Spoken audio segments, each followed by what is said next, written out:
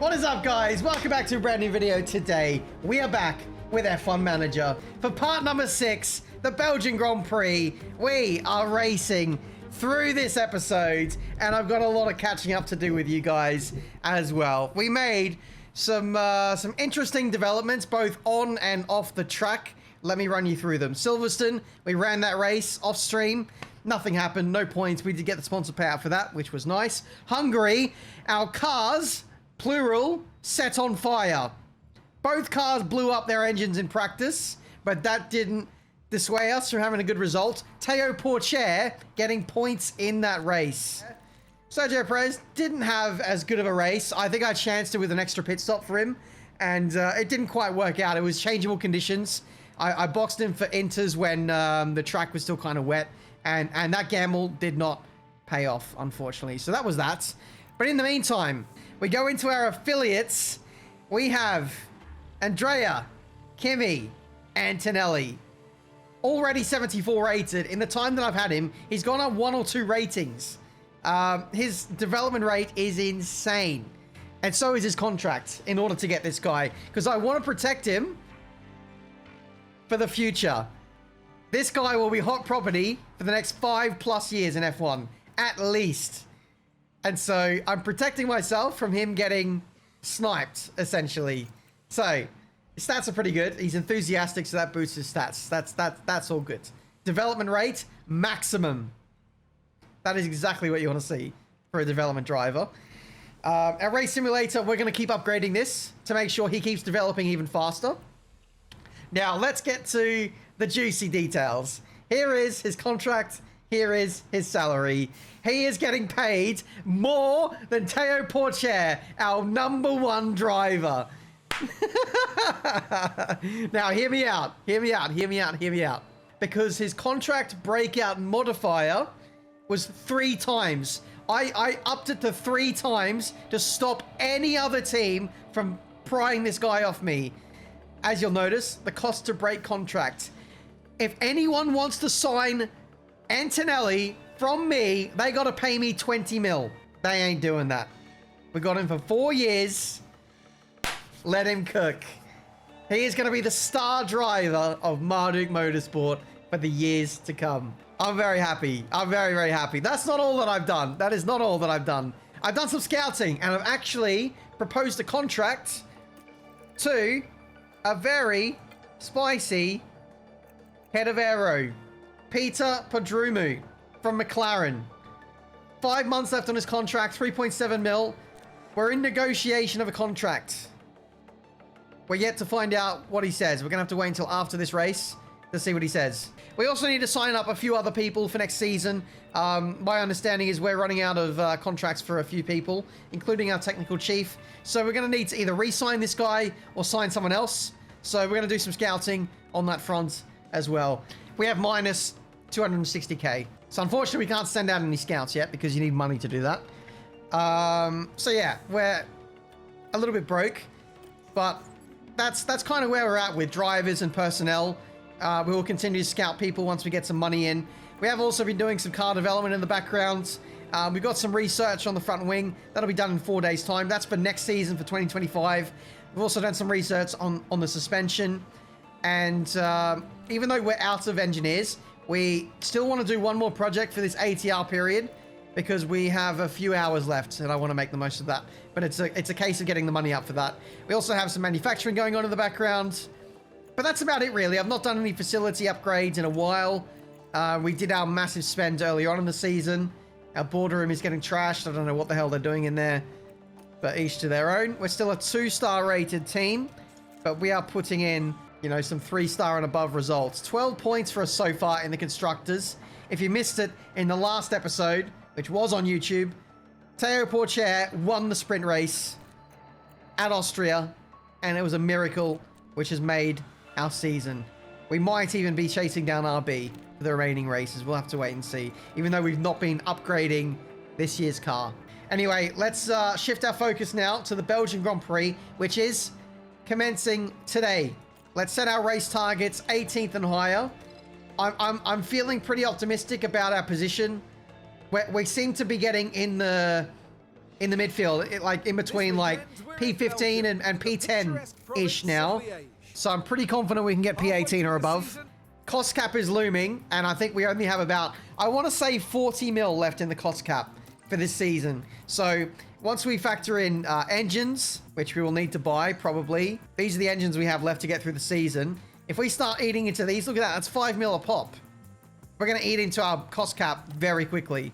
So there might be races coming up soon where we intentionally retire a car, if it's not doing well, to save mileage to get through the season. We're going all in for Tiametmarduk and in the mud for Perez. That's what he deserves. P8, P10. That wasn't part of the script. We're not into Q3. What? Very happy. Very, very happy. What's annoying is that Porsche is going to look terrible now. And Sergio is going to look good. Because Porsche is going to be starting from like P17 or something. Yep, he's behind everyone else who's got grid penalties. Brilliant. P14. Okay. 100% setups for both, which is nice at least. Perez up to P11. Ay. All right. We got to about lap 31. It was like lap 31 before. Okay, and we let them do their thing. Perez is well, a long way back, but we're leaving him in there for the sponsor money. Ricardo boxes. Okay, let's go full attack mode and try and overcut. Ricardo goes mediums as well. Remember, these guys are big rivals for us. Big rivals. Crucial we have a good in lap here. And we are in. Well, after a race restart, we are back. No VSC this time for Porsche. And we are responding to Ricardo, who boxed on the previous lap. We rejoin in P10 ahead of our rival, which is absolutely huge. And yeah, two-stop is definitely on. For both cars, we switched Perez. Oops, I forgot about him again. We're going to box him for a set of mediums, and he's going to do a two-stop as well. The only difference with Perez in this one is he didn't crash in qualifying, and he has old engine components in instead of new ones. He has got us. So, Ricardo ahead. That RB looking pretty quick. He'll probably try and break away at this point in the race. Maybe that wasn't a fluke from Ricardo. Perez is P18. Make that P16 as more people box. Close to getting lapped. So, at this point, it's looking like points are going to be tough.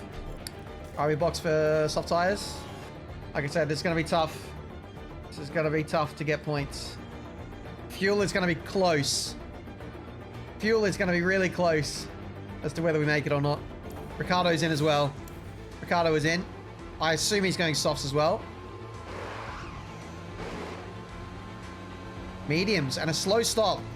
Mediums and slow stop. Ricardo lost most of his margin. Good stuff for us. 2.3. That's the quickest one we've seen in a while. Nice job, team. We box this lap for softs, and hopefully we don't have to observe blue flags, because that would kill us. That would cost us a few seconds. Please don't slow down for science. We are boxing. Don't slow down for science.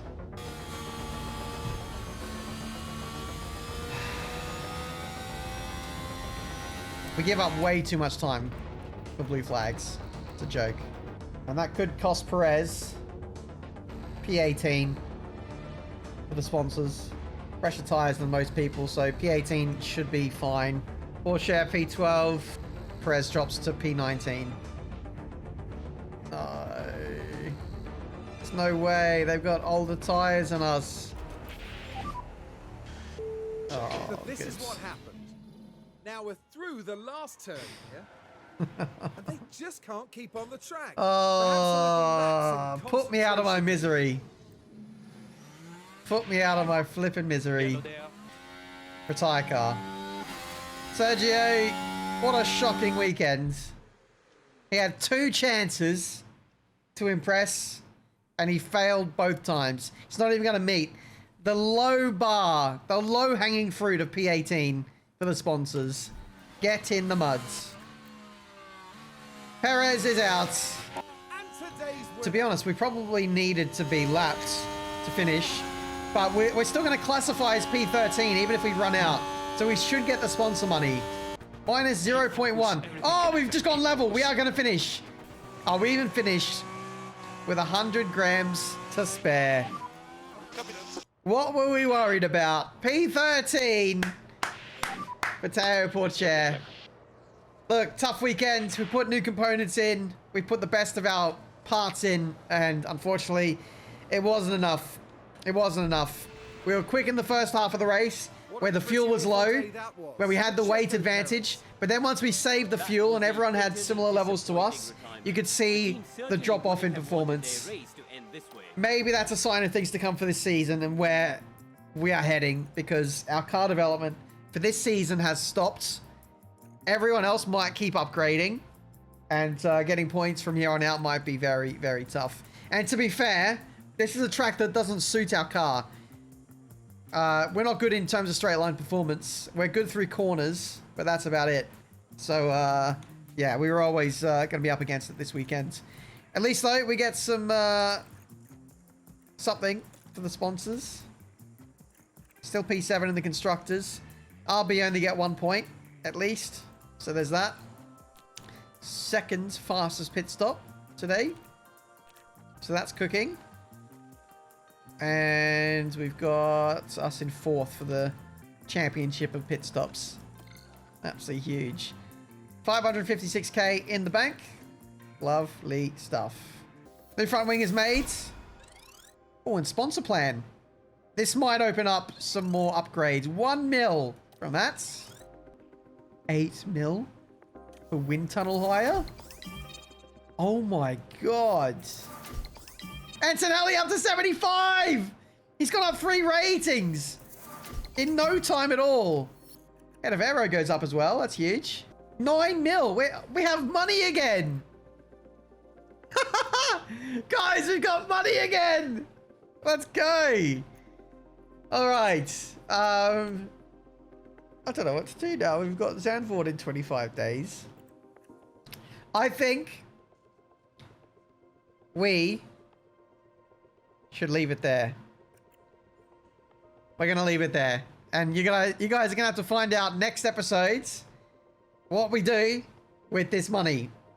Thank you guys so much for watching. Apologies about the messiness of the video.